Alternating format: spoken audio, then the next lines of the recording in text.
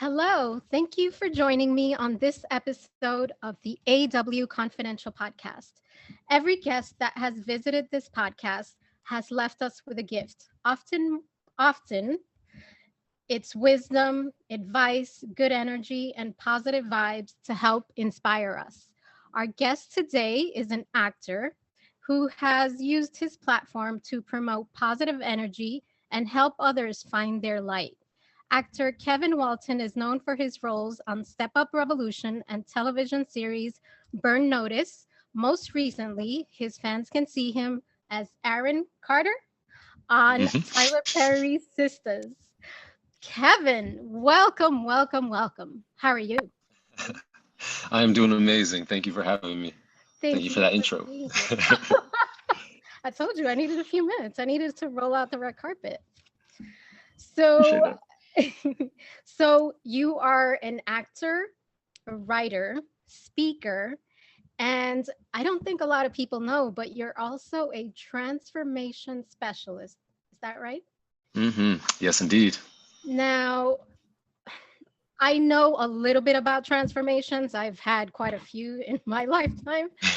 Um, can you share with us, and some of the people that don't know this about you, what exactly is that, and what's your work like? For sure. Yeah, the main way I describe myself in that is a transformation specialist and spiritual guide. And the reason why, to me, what I felt like encapsulated it to the best of its ability is the idea of being a transformation specialist rather than say just a coach or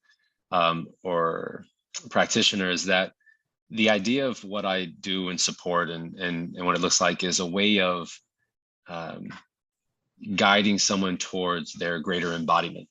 And so the transformation is our ability, right, to change and meet a greater form of self. And that's, to me, has been something I've ended up developing a specialization in. And I developed an entire practice around understanding the structure of existence and how we operate and what consciousness is and emotions and how they work, and became this guide, because it's all, to me, it's a spiritual practice, it's an operating system, and so me being a guide for that and me supporting people and knowing how to maneuver through different states of embodiment, I felt like encapsulated more of the idea of being a transformation specialist and what it looks like to actually transform your life or change or evolve your life in ways that meet the truth of ourselves, if you will, rather than just like, here's how you could have a better day today than you had yesterday. Here's how you could, or let me coach you on how to be disciplined. There's those elements involved, but this is about how do I support you really evolving into and embodying the truth of yourself in a sustainable way so that you really can be your fullest authentic expression, be contribute all the gifts that you have and really receive the magnitude of what divinity, existence, source bestows within us that we can bring to life. And to me, it's like it's a lot of that's a long-winded way of describing the notion of just how vast I see what the idea of transformation is, and it really encompassing this multidimensional capacity in us. I And love that's, that. to me, was a way to sum it up in that framework. No, you did a great job. It's funny because as you were talking about this, I I felt it. I mean, my journey, I call my book my the journey to becoming the best self. And it's because, Mhm. I went through this painful event, a divorce, depression, and I came out on the other side of that, and I call it an awakening. And I Mhm. became my true self. So I know exactly what you're talking about. And it's interesting because one of the things that I noticed you often refer to is that authentic self. So I think Mhm. many of us, men and women, we're afraid to live in our truth for fear of rejection, just fear of literally being seen for who we are, and people not accepting us. So um, I wanted to ask you about this quote that I came across on your Instagram. Okay. It says to live in our fullest authentic expression of self is to live from the truth forever present in our hearts. What do you mean by that? Mhm. And I know, but for those listeners that sounds like a poem. Right. So, and that's how I talk. So the premise in that is understanding that part of what I teach in the practice of creator is understanding that there's really no such thing as your truth or my truth, right? There is how we honestly feel in the moment. There is the current perspective we're operating from, and there's the perception that we're using. None of that though has to do with the truth. And to me, truth isn't specialized or skewed to one individual. It is the thing that is the most universal to all, the thing that is all inclusive, the thing that is the very magnitude of us. And that is the truth. And that lives inside of everyone. So when I speak to the notion of someone living fully, it's always going to be living from the truth, capital T, as I like to say, in our hearts, because it's the thing inside our hearts that no matter what we're experiencing, it's the thing that says, no matter what, there's always more to you. No matter what, you're more capable than you would ever give yourself credit for. No matter what, you're loved and supported. No matter what, you have the ability to create. No matter what is happening, you still have impact in this world and you carry purpose. Like the truth is the thing that lives and never changes about us, no matter what. But our perspectives will always keep evolving and changing. Perception will continue to grow and expand to meet whatever awareness we're operating from. The truth, though, is the thing that's in there and will always be there, and is always the thing calling us into that the greater magnitude of us. So to be our fullest authentic expression of self, it means that we show up fully, right, open-hearted in our vulnerability and honest and in consideration of the all we're a part of. Because to me, there's a difference between authenticity and honesty, even though you won't be authentic without being honest. Right. And so what I mean by that is like authenticity is something more comprehensive. It is akin to living more transparent. If you're going to live authentic, you're living vulnerable and intimate. Vulnerability is our open, honest expression of self. Intimacy is our ability to recognize the relatability and the connection and the familiarity within that open-heartedness. So I could be honest about where I'm at in a moment and go, I just feel so much anger when I look at you right now. Just, I don't want to deal with you right now, right? And that is an honest expression of me and my anger, right? But it's not the whole picture.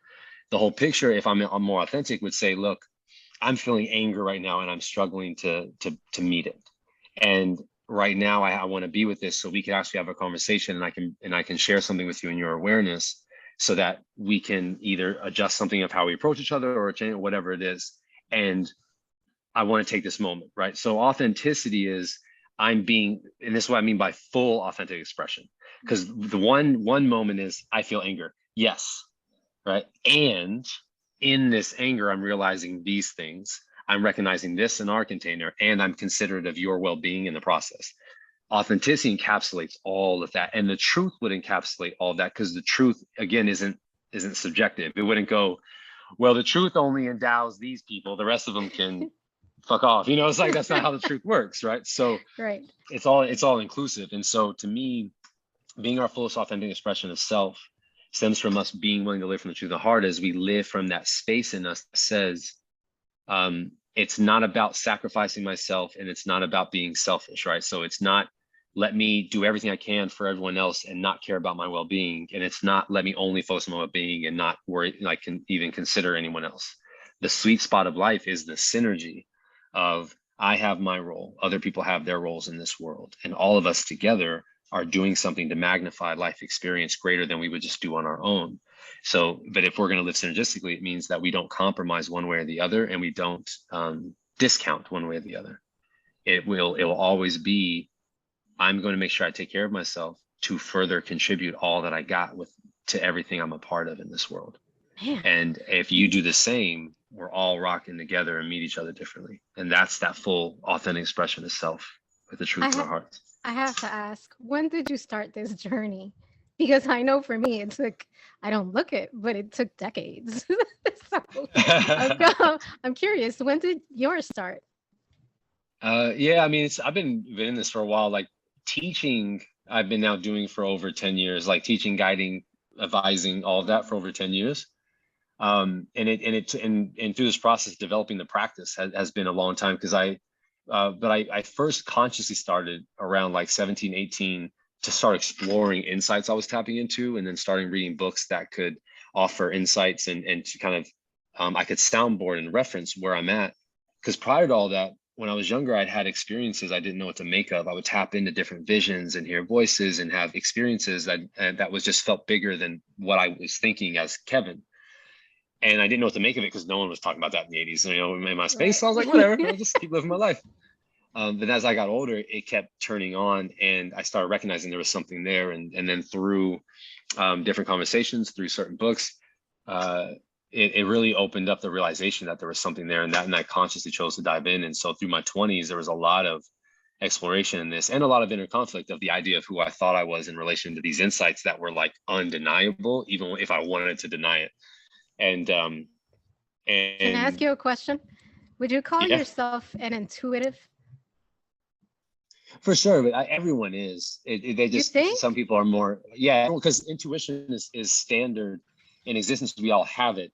Just some people are more tuned into it than others. But it's a muscle, right? Like the more present we get, the more conscious we become, the more aware we are of our intuition. But we all have those. It's a mechanism inside of us that's speaking from higher guidance or greater awareness that everyone is receiving information. Just not everyone tunes into it. Some people are like, because you're like, you even have those moments now. I'll still catch myself where it's like intuitive. I feel like something. I'll go, I'll do this, and then it's like, I knew it, right? Something spoke to me. So at this point, I listen to it far greater than I used to, and and I highly suggest others do. And I talk a lot about that in my practice as well. So it's there for everybody, but I'm definitely at this point far more tapped into my intuition, and intuitiveness is a part of the feminine principle of energy, because there's the feminine masculine principle of energy, and intuition is linked to our feminine. So the same I thing that supports us feeling our emotions also supports us tapping into our intuition. I did hear you talk. I can't remember the young lady's name, but you did have I think it was a live talking about that energy. That was really Yeah. interesting. And I wanted to get into that, but we're halfway through this interview, and you know that it would be impossible for me not to ask you about your character. For So sure. so Aaron Carter, it's really interesting because I like the character, but there are fans who are a bit confused by his character. They're sort of on the fence. They don't know how to read him. And one of the things that I hear is that his character, which is played by by you, um, he has these strong values and beliefs, but then he turns around and he breaks some of those beliefs that he has or values. For example, his vow of celibacy. I think staying sober was like he doesn't Hmm. drink. So for me personally, I think the character is interesting because we're not perfect. It doesn't matter whether you're religious, whether you're, uh, we're human. So it's part of our experience to, to break some of our own rules, I think. Um, but I'm kind of curious to find out what you think about your character's contradictions. Yeah, contradictions are an interesting thing because they're the signals where truth isn't. Like wherever we're not embodying truth or being with truth is where you'll see contradictions show up, because we're meeting edges. And I think Aaron as a character um, represents something I talk about a lot in my practice. When I talk about every time we're growing and expanding into more, we hit thresholds, and the thresholds are the edges of where our current limitations are. And when we meet those, we're either in the awareness to face them and transcend them or transmute them, and we step further into the standard we want to live by, or we meet them in a certain space of awareness where we fall and we stumble and we repeat patterns. um, and the whole point of what consciousness is doing is it keeps bringing to awareness where the adjustment has to be made. It's not doing it to be like, and this is why you'll never be more than what you are now. It's just saying like, here's where you're still hitting these limitations. And I feel like Aaron is a prime example of that. Especially starting off, he was so adamant, right, of like, nah, this is my one thing and I'm clear. And I've been, because he was taking care of her and the kids and the family, his ex-wife, and he was doing all those things, which I also think gave him a sense of responsibility and discipline. And in so doing, his request was just don't cheat on me.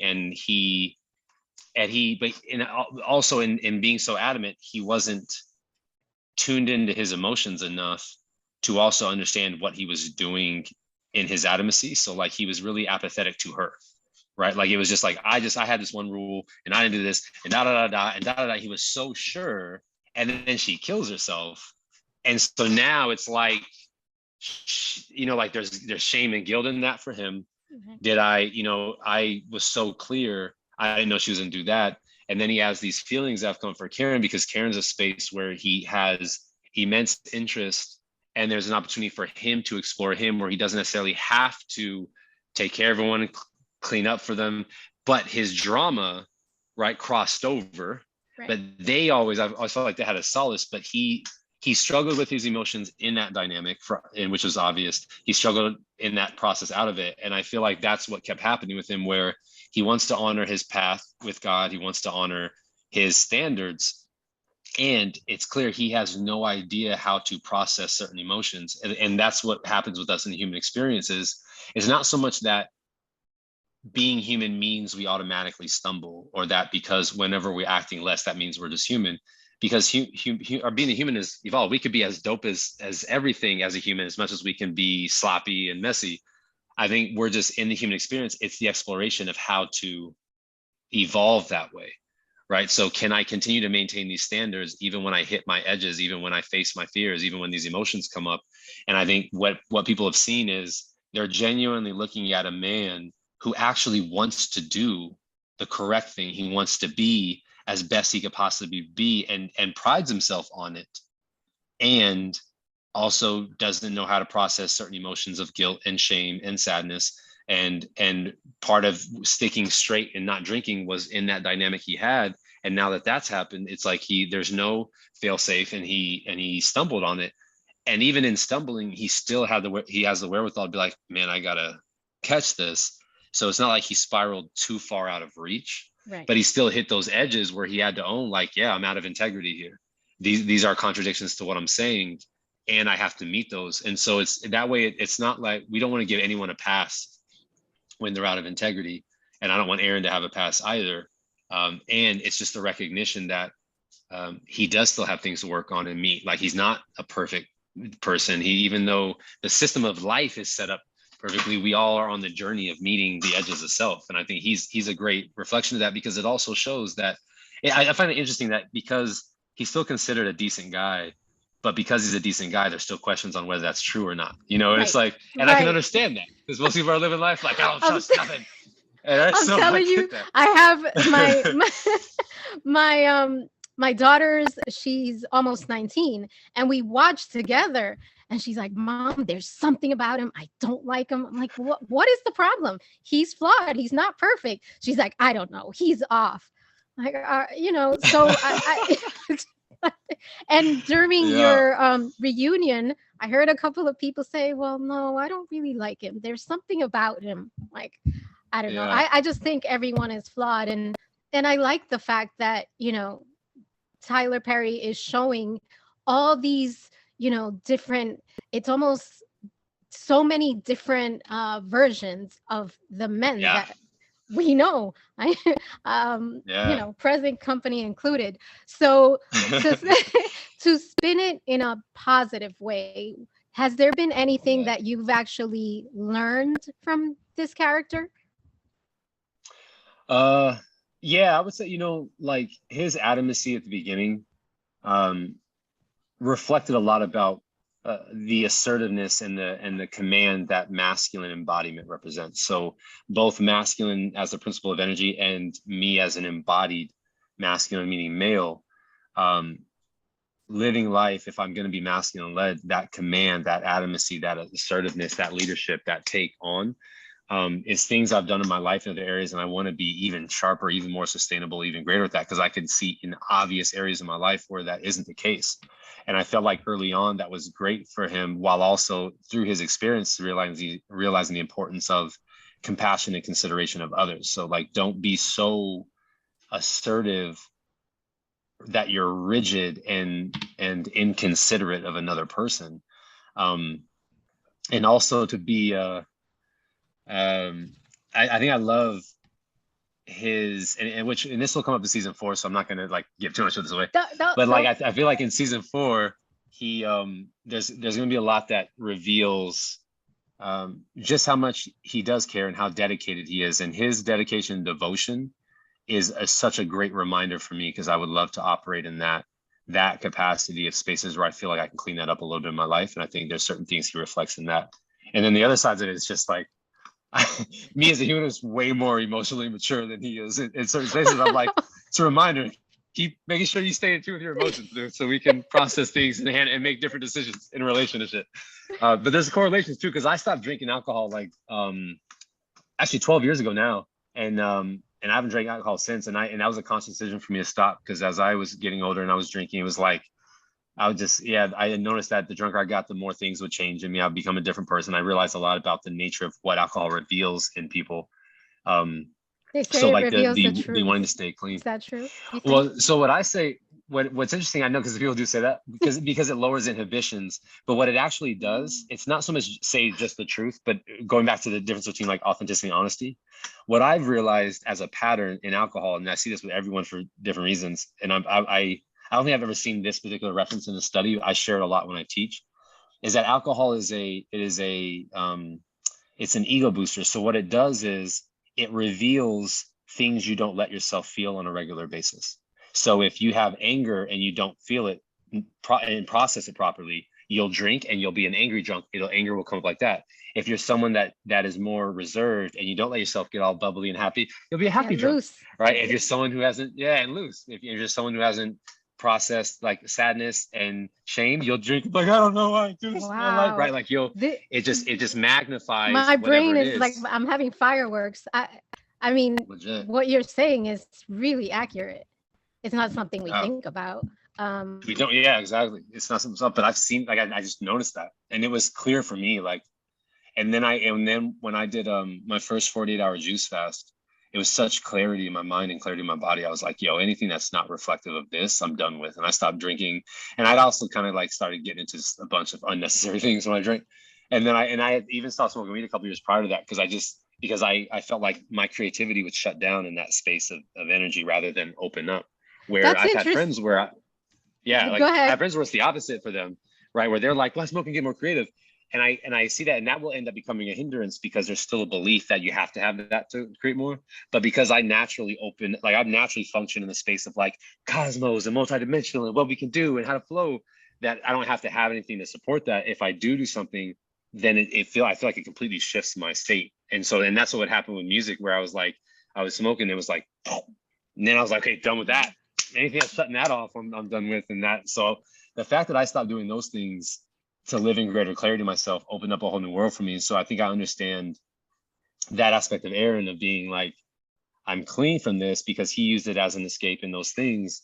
And then when he falters, knowing that feeling of when you want to maintain a certain standard and you stumble, and I know that space, and so I can have compassion for him in that as well, and wanting to be the dude that who really cares and wants to do the best thing he can, but also still make decisions that aren't the best, even though your intention is to want to be that. Yeah. I really go back to the fact that we're flawed, and I know for me, I'm just trying to live my best life, and that's that is a never-ending journey. It doesn't stop. So one of the things that I like to do when I end the interviews, because some of the topics get a little heavy or just a little intense, I like guests to share some wisdom, advice, words of motivation, inspiration.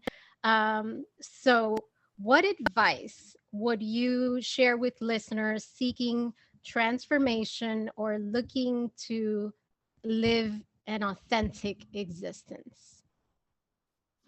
I love it. So advice I always share for that. I have a whole practice dedicated to that. Sign up for my course is the first thing, and we'll get to that after this. That would be my first piece of advice. No, so I would say it is not even a negotiation. It is vital that everyone starts recognizing how important it is to actually feel, face, and process their emotions.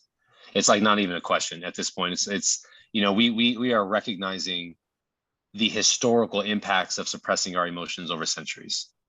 You know what I mean? And then what happens when we start thinking that there's such a thing as good and bad emotions or positive and negative emotions, when there's just emotions. There's not a judgment to either of them, to any of them. There's just, here's emotions, here's feeling states. They are offering really important piece of information and are asking you to move energy.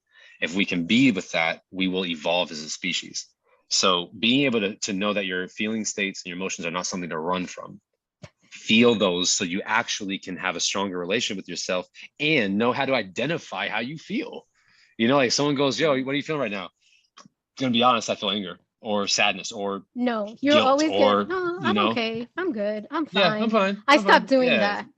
It's just, legit, right? it's It's like, fake. no, be It's fake. specific. Yeah, it's fake. It's like, like, yo, to be honest, like I felt a little bit of sadness today and I processed that and then my day's been amazing. It's Yeah, like you can, and that but can be a when thing. you're, yeah, but when you're with your boys and they ask you, "Hey, how you doing?" "Oh, I'm cool." I mean, that's what we Right. And do that's been the though. norm, right? Yeah, exactly. It's like we just pass it off and we're so general. And it's like even when people like anyone that rocks with me, I'm super adamant about being specific when we talk. And that's also for the way that we create reality. So my invitation is always don't be general, be specific. So instead, if someone says, how's your day going? They say good, I'll say good in what way? So that they go, it's been really progressive or really impactful, or well, you know what? It's actually just been okay. And I'm being general because it's confronting for us to be specific, and it's important for us to so that we can live greater. So that would be my other piece of advice I in a love correlation that. with your Wait, emotions is don't be be. specific. I like Don't that. be general, be specific. Yeah.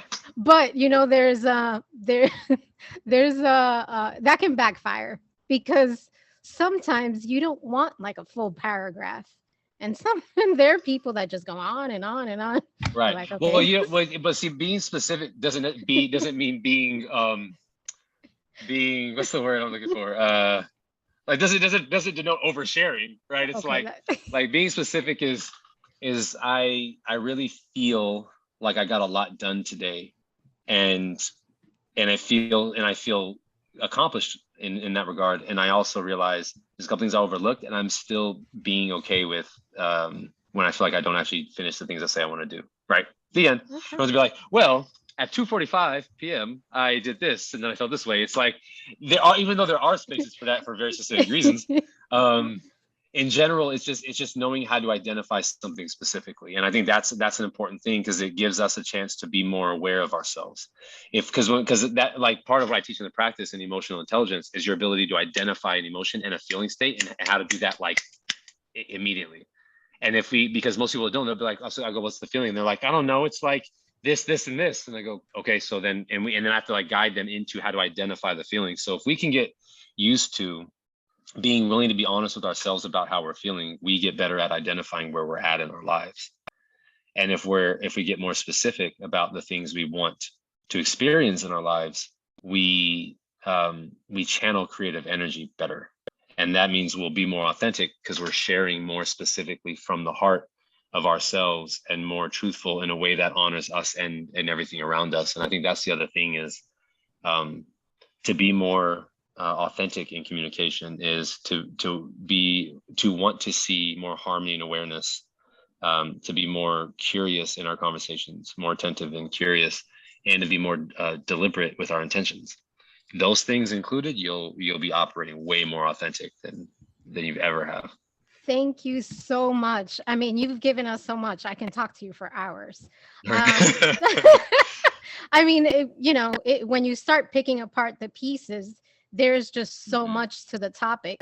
So I'm 100%. filled with gratitude for having you here.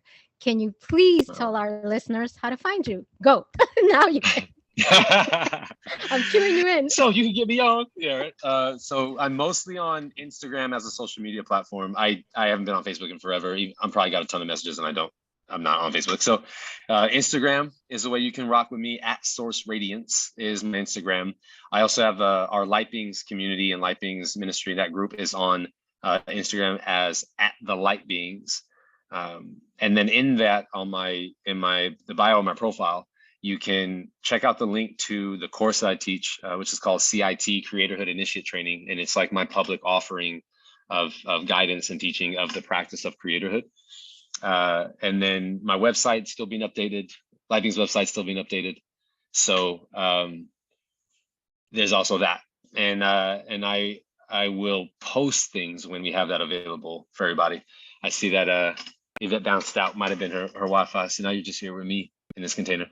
And but yeah, and also in my bios on Instagram, you can shoot me a message. There's an email that's connected to it as well.